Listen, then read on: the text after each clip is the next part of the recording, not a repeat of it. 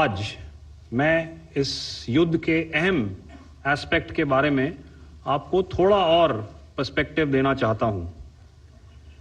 हमें air defence operation सिंदूर के air defence की कार्रवाई को एक कॉन्टेक्स्ट में समझने की आवश्यकता है।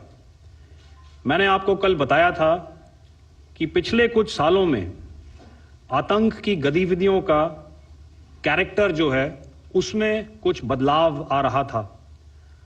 अब हमारी मिलिट्री के साथ साथ मासूम सिविलियंस जो कि अपना बचाव करने में विफल थे, उन पर भी हमले हो रहे थे।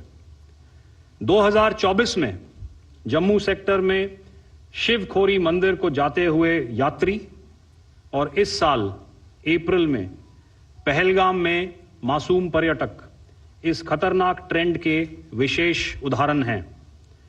पहलगाम तक पाप का यह घड़ा भर चुका था।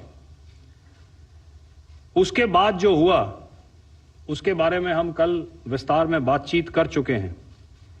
क्योंकि आतंकियों पर हमारे सटीक हमले लाइन ऑफ कंट्रोल और इंटरनेशनल बाउंड्री को पार करे बिना किए गए थे, हमें पूरा अंदेशा था कि पाकिस्तान का वार भी बॉर्डर के उस पार से ही होगा। इसलिए हमने अपनी एयर डिफेंस की पूरी तैयारी पहले से ही कर ली थी। हमारी इन्वेंट्री में शामिल counter manned aerial systems, electronic warfare के साधन और एयर डिफेंस वेपन्स का इंडियन एयरफोर्स के इसी प्रकार के सिस्टम्स के साथ एक अनोखा मिश्रण किया गया। इसलिए आपने देखा कि जब जब पाकिस्तान एयरफोर्स ने हमारे एयरफील्ड्स और लॉजिस्टिक इंस्टॉलेशंस में 9 और 10 मई की रात को लगातार हमले किए, वो इस मजबूत एयर डिफेंस ग्रिड के सामने विफल हो गए। आपके सामने इस ग्रिड को एक तरीके से दर्शाया गया है।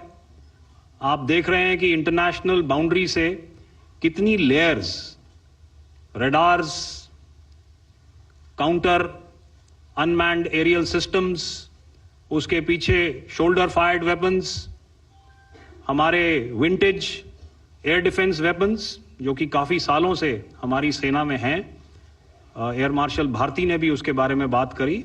और लास्ट में हमारे modern air defence weapon systems.